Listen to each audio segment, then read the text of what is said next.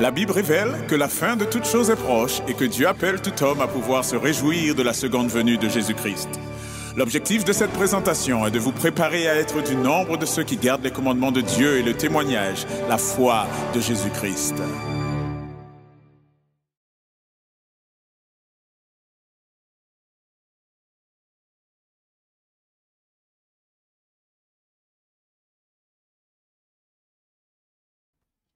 Eh bien, bonjour à toutes et à tous et bon sabbat à chacun. Ça me fait énormément plaisir de pouvoir être parmi vous. Et après un petit temps d'absence, et nous allons être en mesure de pouvoir entrer dans notre, notre présentation. Et je vous invite à pouvoir, là où c'est possible, prendre la position qu'il convient, pour ceux qui le peuvent, afin de pouvoir prier notre Dieu.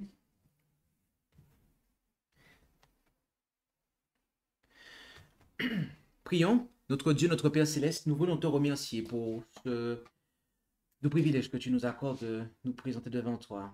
Et alors que nous nous apprêtons à ouvrir ta sainte parole, nous te demandons de nous conduire par ton Saint-Esprit, afin que nous puissions comprendre ce que nous allons lire et que cette étude eh bien, soit salutaire pour notre âme et que nous soyons mis en garde contre les artifices, les ruses du malin.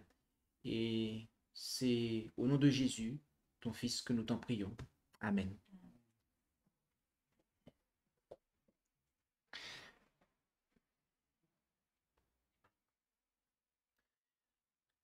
Eh bien, nous allons considérer notre quatrième présentation de notre sixième année sur les signes des temps. Et le titre de cette présentation,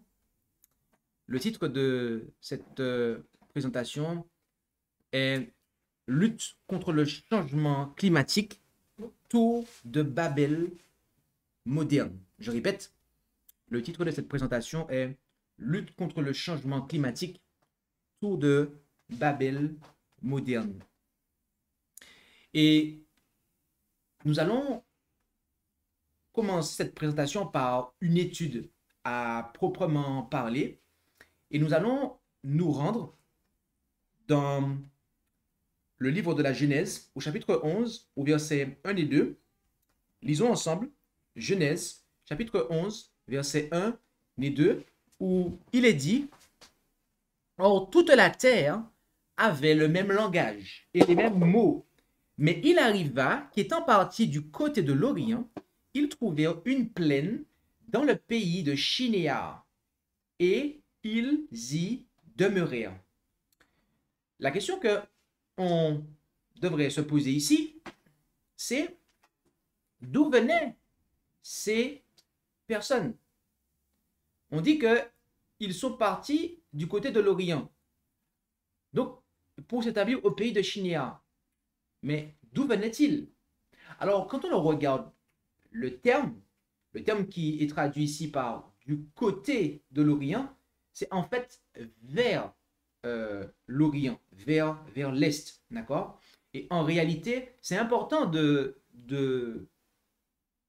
noter cela, notamment dans ce qu'on va voir ultérieurement. Mais la réponse, on va vraiment la voir dans les textes suivants. En effet, lisons ensemble en Genèse 10, verset 32. Telles sont les familles des fils de Noé, selon leur génération, dans leur nation. Et c'est d'eux que sont sorties les nations de la terre après le déluge. D'accord? Donc, le texte tout à l'heure, c'était Genèse 11, versets 1 et 2. Là, le dernier verset du chapitre précédent, on nous parle en fait des nations qui sont sorties après le déluge. Et donc, ce déluge, où est-ce que l'arche s'est arrêtée? Eh bien, en Genèse 8, verset 4, et au 7e mois, au 17e jour du mois, l'arche s'arrêta sous les montagnes d'Ararat. Lorsque nous regardons, eh bien, Ararat, par rapport au pays de Shinéar, se trouve en fait au nord-ouest.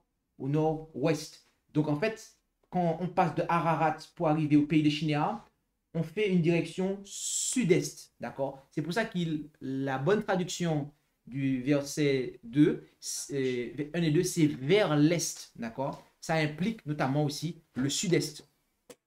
Donc, il venait des montagnes d'Ararat, d'où l'arche qui avait contenu, eh bien, Noé et sa famille, et ses enfants et leurs femmes, eh bien, s'était arrêté, d'accord? Les survivants du déluge, eh bien, avaient vécu dans l'arche pendant une période de temps, et après, ils ont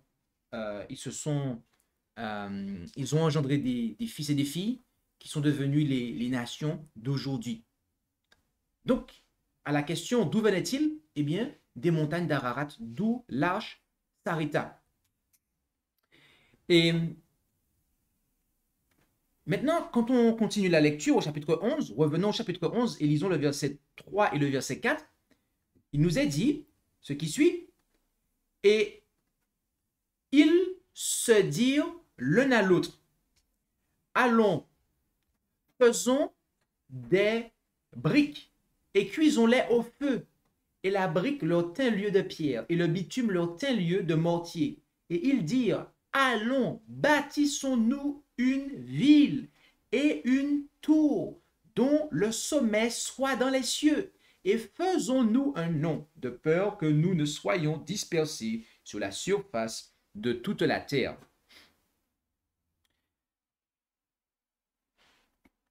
Pourquoi voulait-il que le sommet de cette tour atteigne le ciel?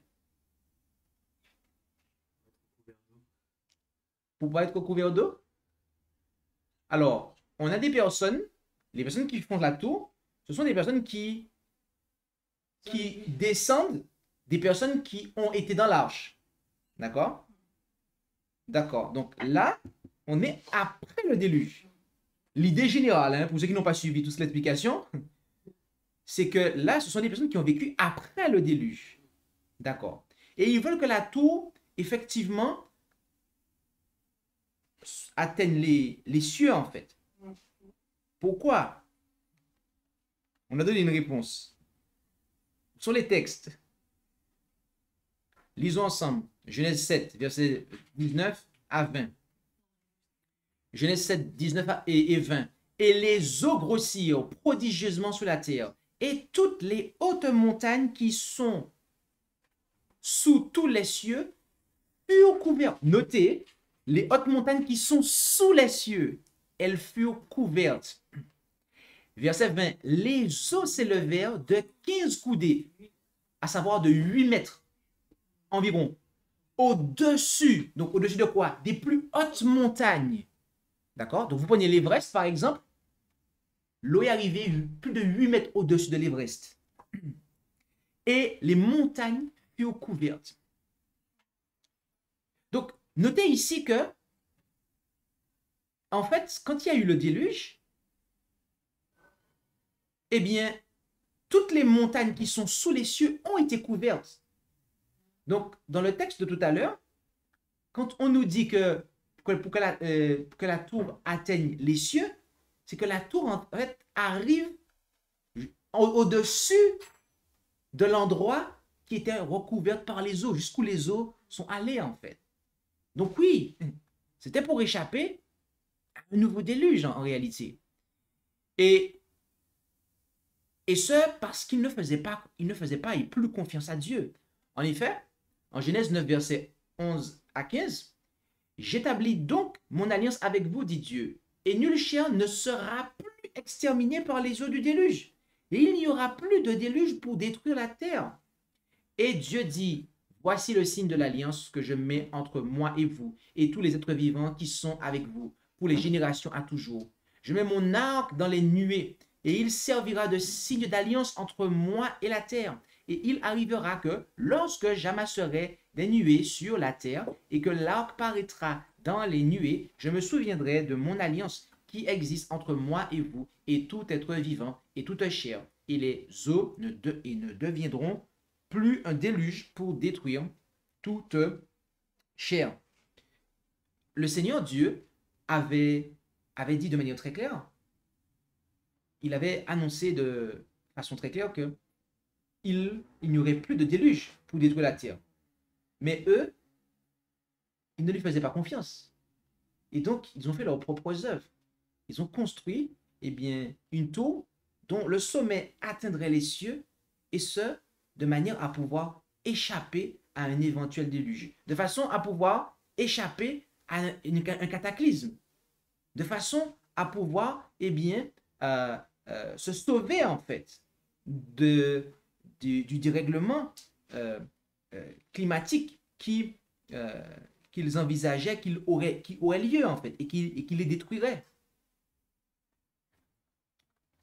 Il nous a été dit, les habitants de la plaine de Shinéar ne croyaient pas à la promesse divine annonçant, devrais-je dire, qu'on ne verrait plus de déluge. Un grand nombre d'entre eux niaient même l'existence de Dieu et attribuaient cette catastrophe à des causes naturelles. D'autres croyaient à un être suprême, mais semblable à Caïn, ils se révoltaient contre lui. En donnant à cette construction une hauteur plus élevée que la limite atteinte par la récente catastrophe, ils pensaient se mettre à l'abri de tout danger. En outre, la grandeur de la tour allait leur permettre de monter jusqu'à la région des nuages où ils espéraient découvrir les causes du cataclysme. En un mot, toute cette entreprise avait pour but de satisfaire l'orgueil de ses initiateurs et d'éteindre la connaissance de Dieu chez les générations futures. Okay? Donc, en résumé, ils se méfiaient de Dieu et de sa parole concernant l'avenir de cette terre. Dieu avait déjà parlé concernant l'avenir de cette terre.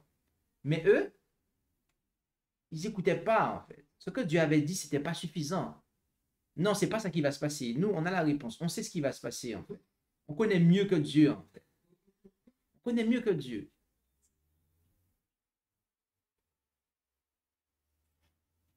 Donc, on a là une entreprise qui a pour objectif de pouvoir éviter les conséquences de cataclysmes, d'accord? Les conséquences de catastrophes naturelles. Voilà qu'est-ce qu'il y avait en fait derrière la construction de la tour de Babel. Voilà quelles étaient les motivations, les intentions.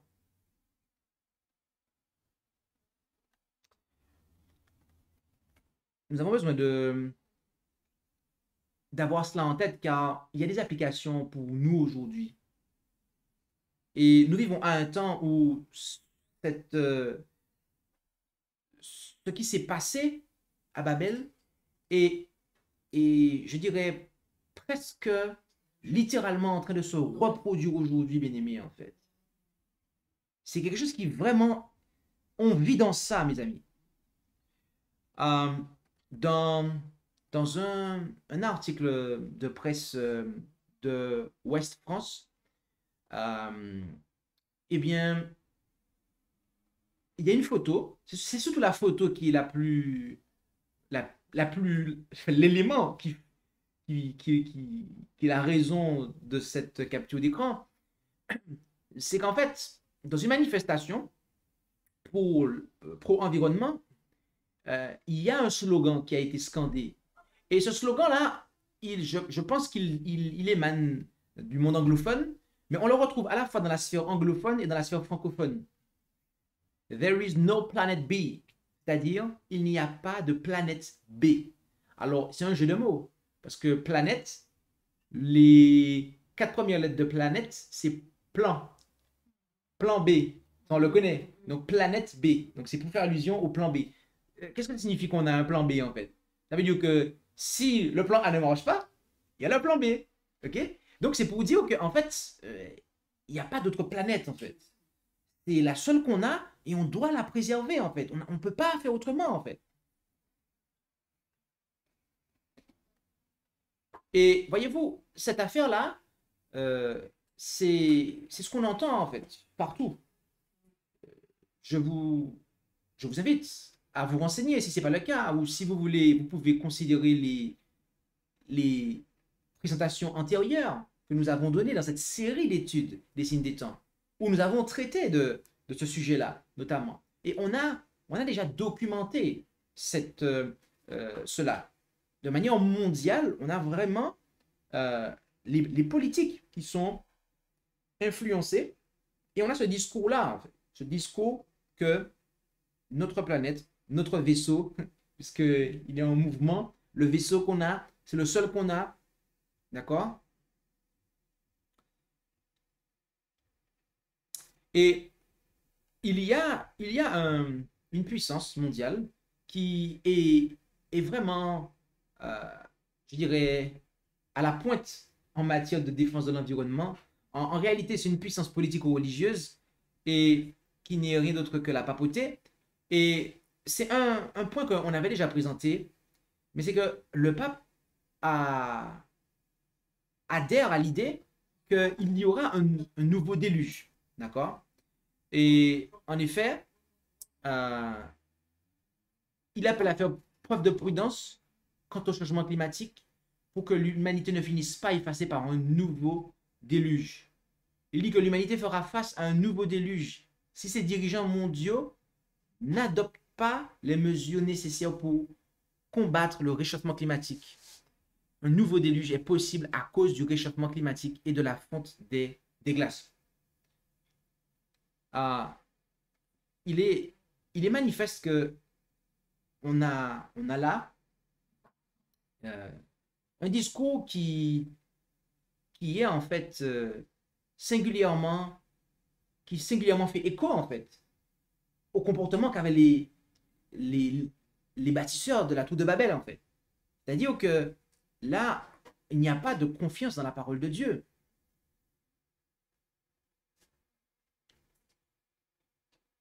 Là, on a là en fait des personnes qui disent qu'il n'y a pas de planète B. Il n'y a pas d'autres planètes. Il n'y a pas... et qu'il va y avoir un nouveau déluge. Bien aimé, il y a quelque chose qui se passe, c'est que, voyez-vous, l'Écriture nous dit, en 2 Pierre 3, versets 5 à 13, que nous attendons de nouveaux cieux et une nouvelle terre. En Apocalypse 21, verset 1, je vis ensuite un ciel nouveau et une terre nouvelle. Et je n'ai pas lu les passages que j'ai placés en couleur rose, mais en fait, cette terre-là sera détruite par le feu. Pas par l'eau, mais par le feu. Elle sera détruite par le feu, en fait. Et une nouvelle terre verra le jour. Donc la Bible est formelle. La Bible déclare qu'une nouvelle terre nous attend. Mes amis, est-ce que nous avons une planète B, en fait? Oui! Il y a une planète B, en fait. Il y a une planète B. Vous voyez comment les choses sont, en fait? Les gens disent, non, on doit sauver la planète, etc., etc. Et on n'a pas de planète B. La Bible nous dit qu'il y a une planète B, en fait. Oui, il faut faire attention parce que les glaciers fondent, le niveau de l'eau va augmenter. C'est quoi ça? Que dit la Bible? Il n'y aura pas à nouveau de déluge, en fait. Alors, je tiens à opérer une clarification. Parce que peut-être que dans quelques années, je pourrais même aller en prison pour un tel message. Parce que je ne suis pas en train de dire qu'il n'y a pas de dérèglement climatique. On a déjà présenté ça par le passé. On a déjà dit effectivement qu'il y a un dérèglement climatique. D'accord? On a aussi montré qui est-ce qui est responsable du dérèglement climatique. En tout cas, ce que la Bible dit à ce sujet. En fait. Donc, on ne nie pas les choses. Mais c'est simplement la perspective. D'accord? C'est la perspective. Et là, c'est une démarche de foi, en fait. Et là, c'est un discours de foi.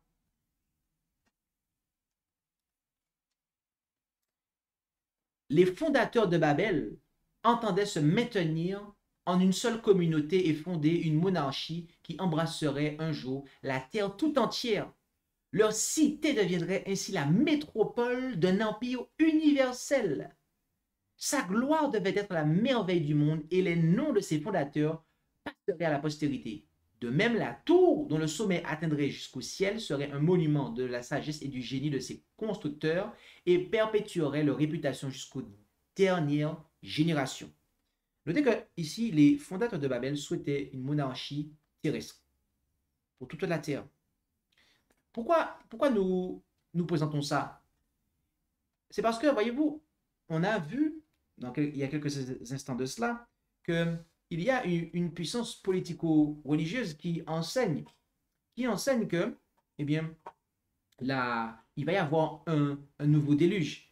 Mais qu'est-ce qui s'est passé en fait? Les fondateurs de Babel, ils ont fait la même chose. Ils ont dit, bâtissons la tour de manière à pouvoir nous être préservés en fait contre une éventuelle catastrophe qui reviendrait en fait. Mais au final, Dieu avait dit quoi? Dieu n'avait pas dit ça en fait. Donc l'objectif c'était quoi? Quel était le plan de cette pensée-là? De dire, ah oui, attention, il y a un problème climatique qui va arriver, un danger, pour se protéger, faisons ça. C'est quoi l'objectif qu'il y a derrière? On vient de le voir, c'est marqué sous vos yeux. C'était établir une monarchie terrestre, dominer le monde. Et qu'est-ce qui se passe? Qui est-ce qui dit qu'il va y avoir un nouveau déluge? La papauté. Et comment il est reconnu aujourd'hui? On l'a déjà vu, pour ceux qui ne savent pas, comme le sauveur du monde en fait. Nous assistons à des catastrophes écologiques causées par le changement climatique. Nous devons tenir compte de l'appel du pape François à sauver la planète. L'audate aussi, un appel au réveil et une inspiration pour les chrétiens et le monde entier pour sauver les plantes et les animaux de l'extinction. C'est vraiment, en fait, c'est vraiment la tour de Babel moderne, ça, en fait. Et dans son encyclique Laudato Si, là encore, c'est un rappel. Il souhaite unir toute la famille humaine. Il souhaite que les gouvernements nationaux soient dotés de pouvoir pour sanctionner. Pourquoi? Le non-respect des mesures prises pour l'environnement. Il est urgent que soit mise en place une véritable autorité politique mondiale. Il dit aussi qu'il faut que la décision politique soit incitée par la pression de la population. Donc, autrement dit, c'est la population qui doit amener ça, en fait. D'accord? Autrement dit, il faut déjà que la population soit sensibilisée pour qu'elle demande ça. Mais c'est ce qu'on le fait avec tout le bashing qu'on entend. Obliger les gouvernements à développer des normes, des procédures et des contrôles plus rigoureux. Oui, forcément, quand on fait du greenwashing, bah, c'est ce qui va se passer. Et qu'est-ce qu'il va y avoir comme élément? Qu'est-ce qu'il va y avoir comme élément? Eh bien, on va préconiser le dimanche, le premier jour de la semaine, comme jour de repos, au paragraphe 237. D'accord? Et toutes les communautés chrétiennes ont un rôle important à jouer dans cette éducation, étant donné l'importance de ce qui est en jeu, de même que des institutions dotées de pouvoirs sont nécessaires pour sanctionner les attaques à l'environnement, nous invitons aussi besoin de nous contrôler et de nous éduquer les uns les autres. Nous avons tout du moins aussi besoin de nous contrôler et de nous éduquer les uns les autres. Donc voilà en fait le plan de la papauté, ce que la papauté propose. Le problème qu'il y a à cela, bien aimé, c'est que lorsque il y a en fait une mise en application de ces choses, eh bien cela vient directement en opposition avec Dieu. Parce que ce que les bâtisseurs de Babel ont fait, on l'a vu, était en opposition avec Dieu. C'était un défi. Et c'est ce qui se passe en proposant le dimanche. D'accord? Parce que tout ça a pour objectif de quoi en fait? Pourquoi? C'est quoi l'objectif de la papauté? C'est d'asseoir son autorité. Et oui, et sa marque, la marque de son autorité, le dimanche. En effet, le Seigneur a dit que le sabbat, c'est un signe entre lui et nous. Exode 31, verset 13. Mais le signe, la marque, autrement dit, le signe, c'est un synonyme de marque. C'est aussi un synonyme de sceau. Donc, signe, sceau, marque, il y en a deux. Celui de Dieu, celui de la bête. L'Église catholique a changé le jour du samedi au dimanche. l'Église catholique reconnaît que le changement est son acte et l'acte est une marque de son autorité ecclésiastique en matière religieuse. Donc, c'est véritablement là l'objectif. C'est véritablement là la visée de la papauté. Et notez que à la Tour de Babel, il y avait une volonté d'avoir un gouvernement, une monarchie mondiale. On a là ici, eh bien, une puissance politico-religieuse qui opère cela en fait. D'accord? Qui influence en ce sens et qui est reconnu comme étant le sauveur de la planète. Lorsqu'on regarde en fait les personnes qui sont les plus influentes, eh bien, la papauté en fait partie.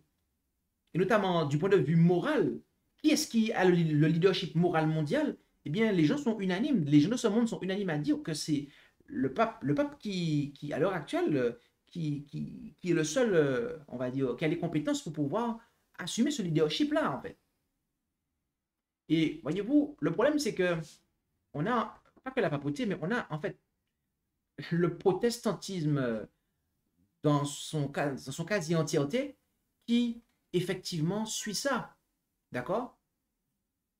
Mobilisation des chrétiens sensibles aux questions environnementales et initier une démarche œcuménique qui s'est exprimée notamment par la mise en place du jeûne pour le climat.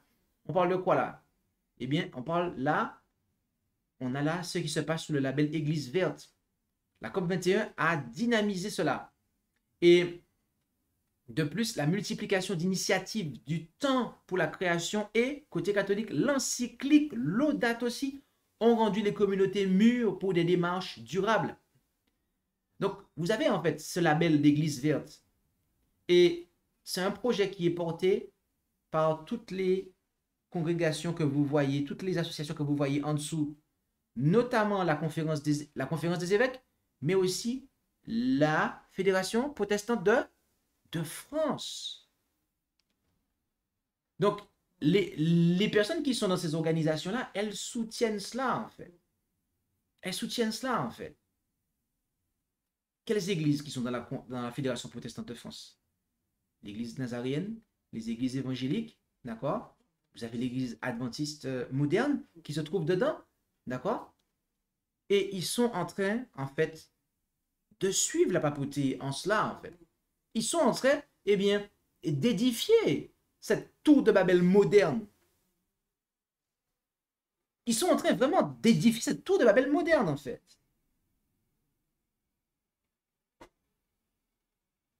On a là des personnes qui, que ce soit des politiques, mais aussi des religieux. Et on voit que le religieux influence la politique de manière à pouvoir, effectivement, après, asseoir le dimanche. Eh bien, qui sont en train, tous ensemble, d'accord, en prétextant une bonne conscience, en prétextant, eh bien, de pouvoir se sauver et sauver la planète, eh bien, en réalité, ils sont en train tout simplement d'ériger une tour de Babel. Pourquoi? Parce que ils ne font pas confiance à Dieu. Dieu a dit les choses. Il a dit qu'il n'y aura pas à nouveau de déluge. Ils disent le contraire. Dieu dit que la terre sera exterminée par le feu, mais eux, ils veulent quand même sauver la terre. En fait, ce que Dieu a dit, ils ne le croient pas et ils enseignent le contraire. Ils agissent dans le sens contraire. Et ils veulent, en ce sens, monter au ciel, se croire plus sages que Dieu, en fait.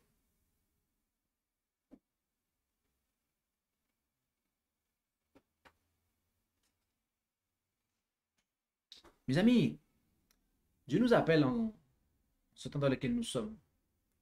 Et lisons ensemble. Il existe encore aujourd'hui des bâtisseurs de tours. Les mécréants échafaudent leurs théories sur de prétendues déductions de la science et rejettent la parole révélée. En prononçant un jugement sur le gouvernement moral de Dieu, ils méprisent sa loi et prennent la suffisance de la raison humaine. Notez bien, Les bâtisseurs de tours sont les mécréants qui échafaudent leurs théories et qui rejettent la parole révélée. Dans le monde qui se dit chrétien, un grand nombre d'esprits se détournent des enseignements de la Bible, pourtant si simples et si clairs, et se mettent à édifier leur système sur des raisonnements humains et d'agréables fictions. Eux aussi, ils érigent une tour leur permettant de monter au ciel. Si ceux qui prétendent être disciples du Christ acceptaient la règle divine, ils pourraient être unis. Qu'est-ce qui peut faire que les chrétiens seront unis? C'est si on acceptait la règle divine. C'est quoi la règle divine? La Bible.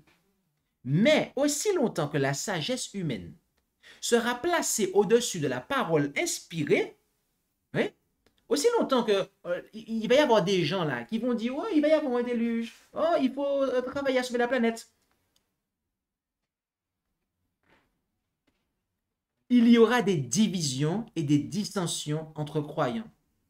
La confusion actuelle créée par les confessions de foi divergentes des sectes qui divisent la chrétienté est bien caractérisée par le terme Babylone, Apocalypse 14, 8, 18, 2, qui signifie confusion, appliquée par la prophétie aux églises mondanisées des derniers jours. Bien aimé, l'édification de théories antibibliques, c'est Babylone en fait. Les personnes qui sont en train d'édifier, d'accord, de prêter main forte à l'échafaudage, d'accord, de théories antibibliques, c'est Babylone en fait. On a là des églises qui sont mondanisées. Et Babylone vient de Babel. D'ailleurs, quand on parle du pays de Shinéar, Babylone était au pays de Shinéar. D'accord? Donc la ville de Babylone, en fait, c'est faite sur les ruines de la tour de Babel ou dans cette agglomération-là, en fait. Donc, tout ce système-là, en fait, tout ce système-là, eh bien, on a là la confusion, on a là Babel. Est-ce que nous sommes en train d'appeler, en fait, à détruire la nature? Non. Non, on doit respecter la création de Dieu. Mais ce que nous sommes en train de dire ici, c'est que il y a ici une lutte qui est menée, et cette lutte est menée avec les mauvais objectifs. Elle est menée en désaccord avec la parole de Dieu. Elle est menée en défiance à l'égard de la parole de Dieu. Et c'est là qu'il y a un problème en fait. Oui, il faut respecter la création de Dieu. Amen, on est d'accord avec ça. Mais on ne pourra pas sauver la planète. Premièrement parce qu'il n'y aura pas de déluge, à nouveau. Et deuxièmement parce que cette planète sera détruite par le feu. Et il y a une planète B. Donc on ne peut pas en fait se ranger absolument en fait. On ne peut pas se ranger en fait avec la masse dans cette affaire en fait.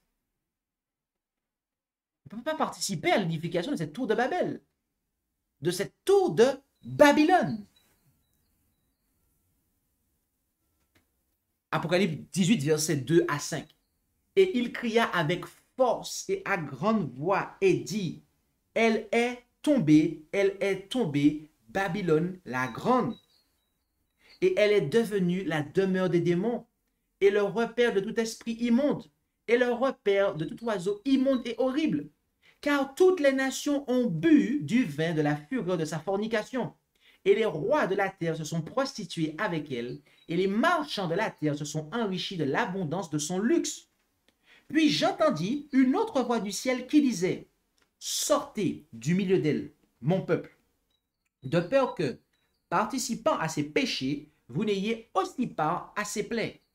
Car ses péchés sont montés jusqu'au ciel, et Dieu s'est souvenu de ses iniquités. Bien-aimés, notez ici que Babylone est tombée. Les institutions qui sont en train d'édifier en fait cette tour de Babel moderne, Dieu en fait dit que c'est Babylone et que c'est tombé.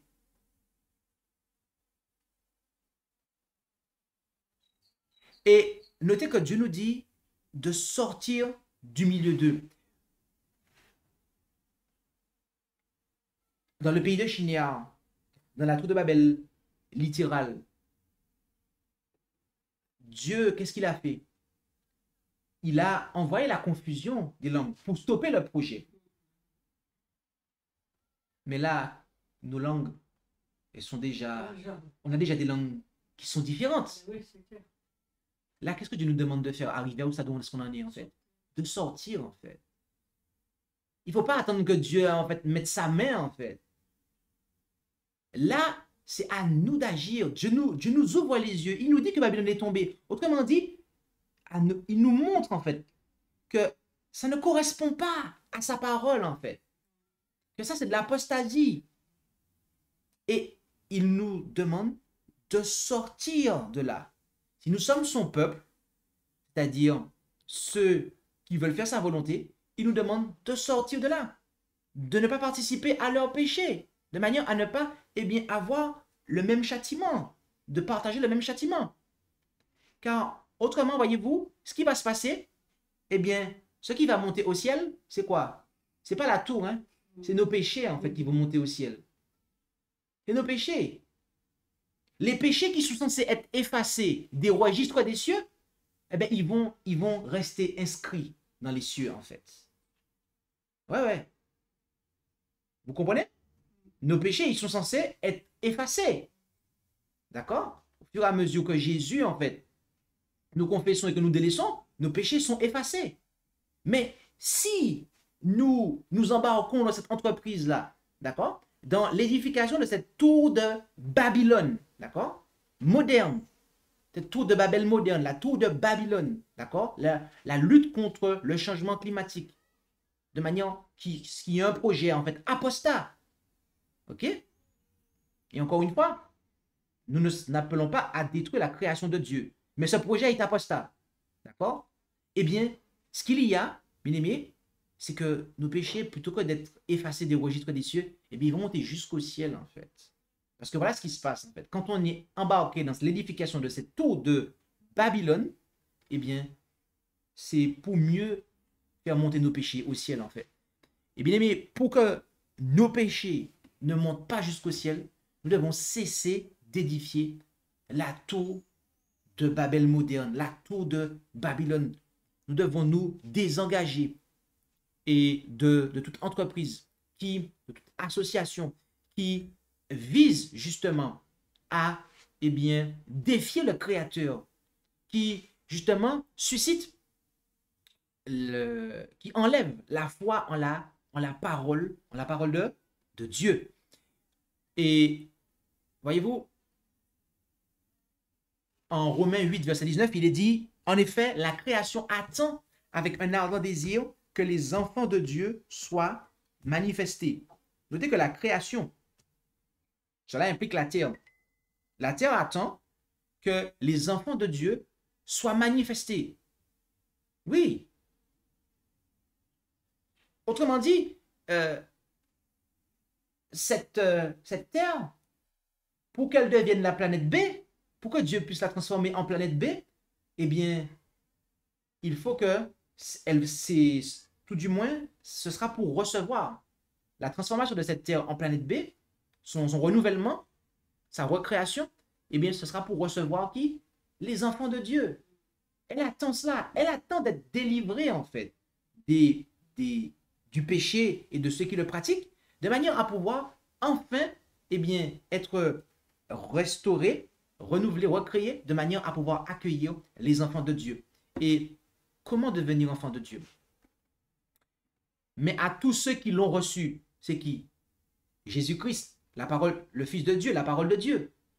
À tous ceux qui l'ont reçu, il leur a donné le pouvoir d'être faits enfants de Dieu, savoir ceux qui croient en son nom. Bien-aimés, pour devenir enfants de Dieu, nous devons quoi? Nous devons croire, nous devons accepter, recevoir la parole de Dieu, croire en la parole de Dieu. Jésus-Christ, le Fils de Dieu, qui est la parole de Dieu. Et c'est ce que les constructeurs de la tour de Babel littérale, mais aussi de la tour de Babel moderne, la tour de Babylone, c'est ce qu'ils ne font pas, en fait. il ne fait pas confiance à Dieu. Il ne se base pas sur la parole de Dieu, mais il se base sur des conseils et de la sagesse humaine.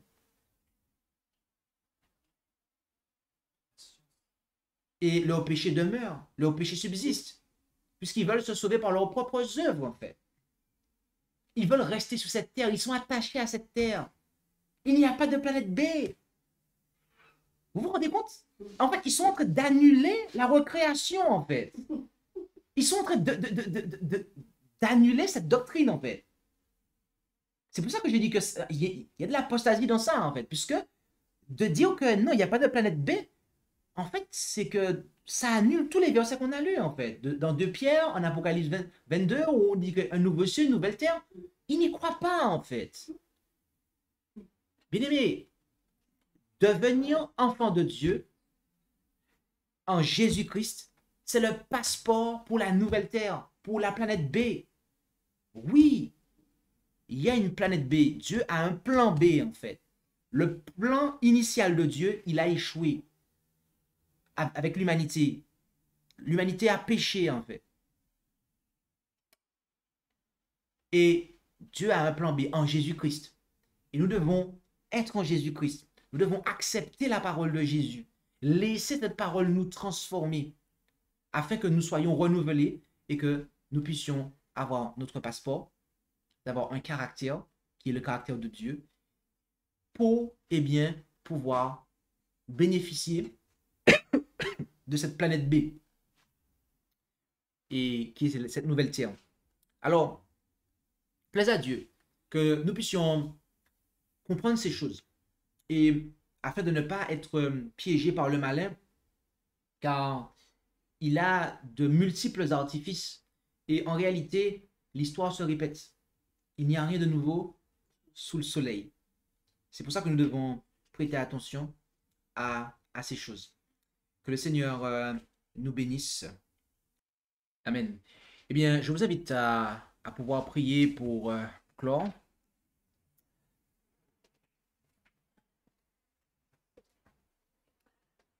Et prions. Notre Dieu, notre Père Céleste, merci pour ta parole qui est véritablement une lampe à nos pieds et une lumière sur notre sentier.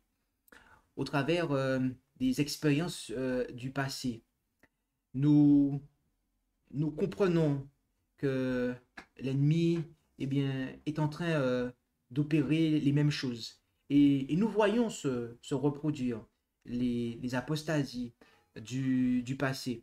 Et l'ennemi se sert de cela pour nous séduire, afin que nous perdions confiance en toi, en ta parole, et que nous cessions de pouvoir y obéir, prêter attention, et nous chercher à nous sauver nous-mêmes, et en fin de compte, agir en opposition à ta sainte volonté. Et nous te prions, Père Céleste, de nous aider à pouvoir comprendre ces choses, mais aussi à ne pas participer à des projets qui sont de nature à apporter la confusion et à magnifier l'erreur, l'apostasie, et au détriment de ta parole de Dieu. Alors aide chacun d'entre nous, Père Céleste, à avoir une conscience éclairée à cet égard. Aide chacun d'entre nous à pouvoir comprendre les enjeux de cette séduction moderne, afin que nous ne participions pas à ces péchés, et que nos péchés ne s'élèvent pas avec l'édification de cette tour de Babylone jusqu'au ciel, mais qu'au contraire, qu'ils soient effacés des registres des cieux par le sang de Jésus que nous aurons appliqué constamment dans nos vies au quotidien. Bénis chacun d'entre nous, Père Céleste, et fais de nous tes enfants. Fais de nous tes enfants en Jésus-Christ, ton Fils. Et nous t'en prions au nom et par les mérites de Jésus. Amen. Merci d'avoir écouté cette présentation avec intérêt.